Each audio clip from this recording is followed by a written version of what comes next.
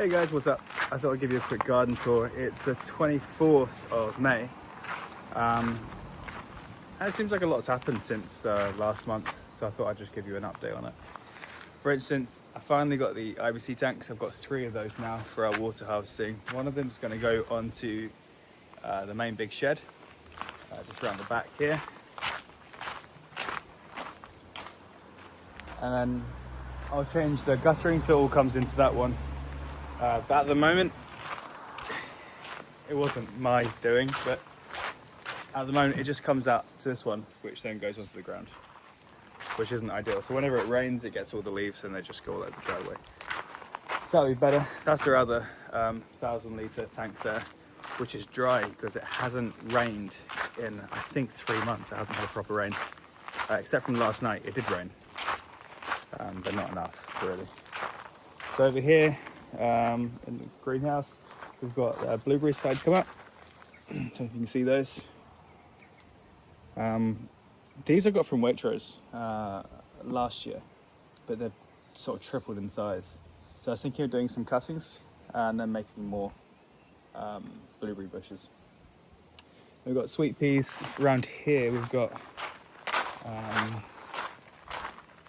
all of these are cherries I've tried to grow. We shocked them over winter in the fridge, but nothing yet. Hopefully they grow. And these are 2 horse chestnuts, which we got off the big horse chestnut tree up there. So I'm going to grow those. That's an acer tree. And then some potatoes down here. And then, yeah, another blueberry, some dahlias, strawberries, cosmos, radishes, all sorts. And then, yeah, some mint back down there in buckets. These are 2 Shropshire prune trees that I need to plant somewhere, but I'm not sure yet where to plant them. I haven't decided that. And then these are all potatoes. So you've got a mixture of early, seconds, and main crops. And then, oh, we added this. It's like a really cheap sort of mini secondary greenhouse that we just got some tomatoes growing in there. Because last year, the tomatoes went absolutely wild and we grew so many of them. They just took up all of that greenhouse. That's something I'd like to do. I don't know when, but I'd like to get a really big greenhouse, pretty much from that bush there all the way up to here. And I've seen some really cool ones where they've got like wood burning stoves and stuff in them, and sofas and somewhere for you to like sit and read a book or something. Obviously hot tub, which is getting a ton of use so far this summer. Sofa area with the umbrella. And these are yellow, sort of yellowy orangey roses, which are really coming out nicely. And then over here by the hammock, we've got white roses, which smell amazing. It's really nice when you're sunbathing, you can just smell the roses. This is where I like hanging out. Then this is one of the many bushes we've got, which is like I can't remember the name of it, but it's like a really spiky bush and it grows so much and it looks so messy. And you're not meant to cut bushes at the moment because of nesting birds, but I'm definitely going to take those out. Same with this one, take that out. I don't know what I have there in the meantime. These 2 sheds need to get replaced at some point. And then, again, more spiky bushes. I'm not sure yet what to replace with there. That is it's just got worse and worse. It was bad when we moved in, but the damps got into it, where it had the flood in this building. Yeah, it's all getting replaced. I'll show you that in a bit. And that's just wood storage and some other stuff, which I need to clear up because it is so messy. Oh, also excuse all the weeds we've got growing. They've just absolutely shot up in the last week or so. They just shot up, and I've been really busy with family and friends staying over. So I haven't got around to clean them out yet. And this is the vegetable garden. So all the flower beds at the front, they're starting to grow up now. This one's just been attacked by blackbirds and jackdaws. I'm not sure if there's even anything growing in there. We did have celery, spinach, lettuce and some other stuff, but I think it's all gone. And we've got some more to transplant from the greenhouse and the other place into here. This bed's empty, we didn't get around to that this year. And then here we've got strawberries, which are going really well, onions and garlic, and then dwarf runner beans down the back. And again, the birds got into here, ruined some of the beetroot. We've still got beetroot growing, some cabbages here. And then we've got our potatoes, which are doing fine. They're just only started coming out in the last week. And then cucumbers and beetroots over here, which are doing well. And then we did have some chicken problems. I can't remember if I spoke about that in the last video, but this little one up here is so skittish and so nervous, and she was getting bullied by that one, the stripy black one. She turned into a bit of a ringleader. It used to be the white one and then the black one, but since we got her and the other 3D chickens, she seems to be the main ringleader. But yeah, she was getting really badly beaten up. So we had a dog crate in there, we separated them for a couple of weeks, and now they're all good. And then we've got some nice flowers up here and some trading tomatoes. And I think they're lobelia. I'm not sure. I don't really have anything to do with the pretty flowers. My wife Jess does that. And then back here, we've got the other 2 IBC tanks. What I didn't take into account was, you see the taps at the bottom? They're so low that you can't get a watering can underneath. So what I'm gonna have to do is raise them up. I could dig down, that was something I thought about, but in this path, I'm not sure how far that comes out. So I'm gonna raise them up on some sleepers, like the ones over here, just 2 of those. And then I'm gonna shift them over into the middle and then connect them. So there's 2,000 litres of IBC tanks. Because at the moment, the 200 litre water tank, which we've got here, when it's heavy rain, that is full in about a day or 2. And then because of all the vegetable gardens, that just drains it out in, days. So I really need to get these 2 hooked up. And then obviously we've got the compost bins as usual. And then that's like the woodland bit, where there's always creatures and things coming out. We always get pheasants and partridge and stuff, and they just sort of sit here. I think they feel left out, that they're not getting any water or chicken feed. We've got predators and stuff like that to watch out for. Here we just use a sprinkler for now because it's taking so long to water by hand, especially with a baby. It's really hard to lift even a watering can and a baby at the same time. So I'm just sticking this on. It gets about 1 bed each time, so we just flick that over every 5 or 10 minutes. Normally, if this was closer to the tap, it would cover this whole section. The whole section. But I didn't realize, it makes sense. But when the spray, what's it called? The sprinkler. When that is further away from the tap, then the pressure's a lot less. I think you can get around it by using a smaller diameter hose pipe, so like a 1/2 inch one instead of a 3/4 inch one. I haven't looked into that yet. But when the garage is built, which is going to be here, I'll get a separate tap, so it's a bit quicker. And then what I'm going to do is, which I might have spoken about in another video, is go straight down the middle and then branch out, and it'll go up underneath each one of the raised beds, and it'll just drip feed them in like lines, because that'll use a lot less water and the pressure should be better. I don't know if there's a way of making the pressure more powerful at the mains. That's something else I need to look into. And then here, which I don't think I showed you last time, I'm still no closer to getting that water pump hooked up.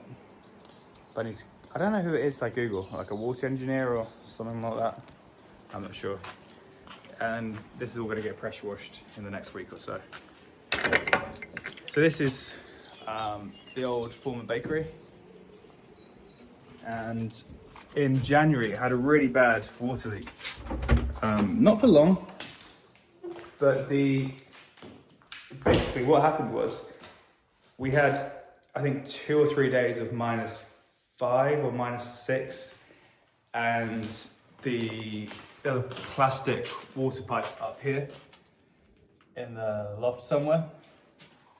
And when it thawed, when it got warmer, it froze originally and then burst off. So water just shot out everywhere. So it's all getting absolutely renovated, as you can see. So that's going to have a new toilet there, new sink, new vanity unit, all new tiled, new shower, everything. It's taken ages to do on the insurance, but the dehumidifier guys have just left, and I think it's meant to be in the next 5 or 6 weeks they're going to redo it. This feels kind of interesting. The black bit there, as you can see, this is where the old fireplace used to be, so I guess it's all black from that. Yeah, so that's that. And then, yeah, this is the room we're converting. So once it's done, we're gonna have nice stone floors with underfloor heating, then a double bed, maybe like a place to sit and have some food, like a table, chairs, TV unit, and a desk. And then here, it's the kitchen unit. So I'm gonna get a little fridge down here and some coffee stuff and all that kind of stuff. And then I'll show you the rest. Ooh, that's a good point.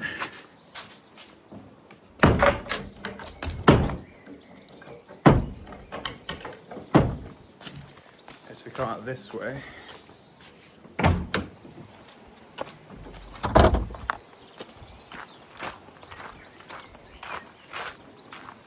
This is a fig tree which it's really well developed. It has nice big figs, you can see up there. But apparently they're really bad for structural integrity of brick walls and stuff. And I'm not sure why it was planted so close to this, but that looks like it's causing some problems to the brickwork.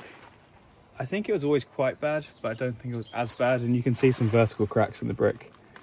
So I'm not sure yet if I'm going to repoint this with lime water, because it does need doing, or I'm not sure if it's best just to take the fig tree out. I'm not sure, but I don't really want to do that because it's a nice tree. And some more yellow roses, and then obviously the veranda with tons and tons of pink roses all over the place. I'm going to get another one for this bit because it feels like it's missing. Originally there was something else there, I can't remember what it was, maybe honeysuckle. And then I've got another tiny little rose there which I've taken from some samples. And then we've got the other rose garden over here, which is all sorts of mixture of different coloured ones, but the yellow ones seem to have come out first. And then up top we've got some more vines and hydrangeas, other roses, and other bits and bobs. This up here is a huge, it's called I think it's a European home oak tree, but all the leaves have dropped. And I think it's an evergreen tree. There hasn't been any water. There's been a huge drought. So all the leaves basically falling off. And down here we've got lavender, sundial up here, wisteria, which we chopped down. There's Rudolph in the window. Wisteria, which we chopped down for when we took the render off. But that's growing up so quick. Again, apparently it's meant to be awful to have this that close to your house. So I'm undecided whether or not that comes out altogether or we let it grow up after we've re-rendered. Sundial. Or Helios chronometer. And then back down here, I took a tree out because this is a right mess at the moment. Basically from here, I'm going to put something nice up to cover the bins because the last one was falling down. And I'm going to put a wooden sort of picket fence along this way with a gate around here. And there's a tree over here that's dead. Not this one. It's hard with this camera. This middle tree. Anyway, we're gonna cut that down because it's dead, nothing growing on it, and the other one next to it, and then maybe put a pig or a goat ark in there. I'm not decided about that. We ran over all this area before with a rotavator, so it's nice and soft soil now. But it had all the, where I put the weed kill and all the ivy was still in the ground. This is all just loose now. So I'm just waiting for the garden waste bins to be emptied out, and then I'll scrape up all of this and have it nice and neat. And then this section here, I'm gonna have for the bees. I probably will need to take this out. But I'm gonna start with one beehive here and then separate that from the goats and the pigs when they're in place. But yeah, I think it's nice. It's quite big, this bit. Originally this was all just ivy, so it's kind of wasted space. But yeah. And then this bit is the bargain of the century. I still haven't got around to chopping my wood, and I still haven't got around to getting an electric log splitter. But I might just use it as an axe and get it over and done with. And then that's a rubber dinghy that I need to sell. And yeah, other stuff. This was bargain of the century. I was looking for a new gate here, and some of the ones I found before were metal, but they're hollow metal, really thin metal. But they were still like £900. They're so expensive. But I managed to get this, I think, for £150 or something like that. And it was only about 15 miles away, and the guy delivered it on a truck. But it's solid. It's wrought iron, and it's the same style as all the rest of our gates. And it's solid. It is so heavy. We put this in 2 days ago, and it was so much more work than I thought. It was really difficult to put in. Basically, I thought the hardest part was going to be getting it level and straight, but it wasn't that. It was, you have to dig holes, because the fence posts are 3 meters, and you had to dig holes that were 1 meter on each side and about 50 centimeters across. So it was a huge hole, and then the ground just went to like solid clay or something. So yeah, filling up those with concrete and setting them with these two massive 200 by 200 mil UC4 gate posts. The gate posts were probably around, I think, maybe £80 each. I was going to go oak originally, but I'm glad I didn't, because it was hard enough as it was getting these huge hinges through, as you can see. But yeah, that's not going anywhere, and I'm happy with that. And then down here we've got a horn beam, which was only up to about my knee when we first planted it, and that's coming on really nicely. Here is the Jubilee plum tree. No fruit on that one just yet. And then this is our Stella cherry tree. You can see all the fruits coming out on it.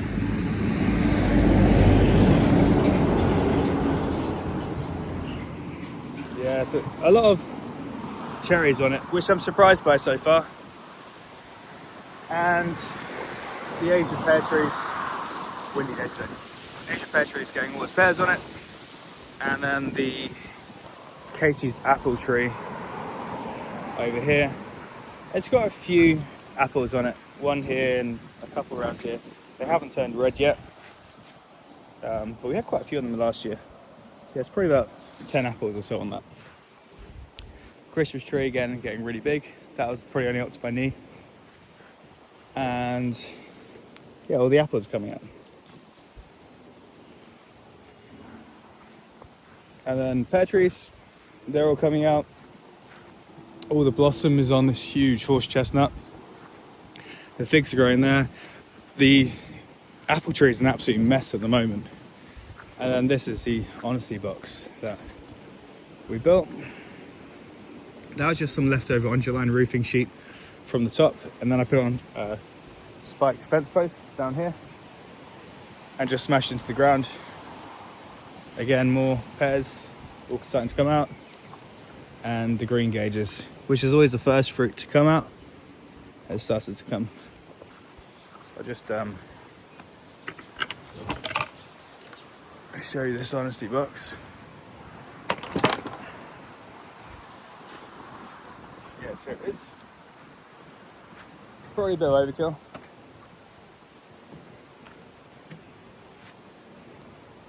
But yeah, that's it. So I put some sort of fridge magnets in there, which you connect up to here just to keep it shut, and 2 layers. I don't know yet really how we're going to do payment on it. I was thinking of maybe doing a letterbox and attaching it to here like a locked letterbox.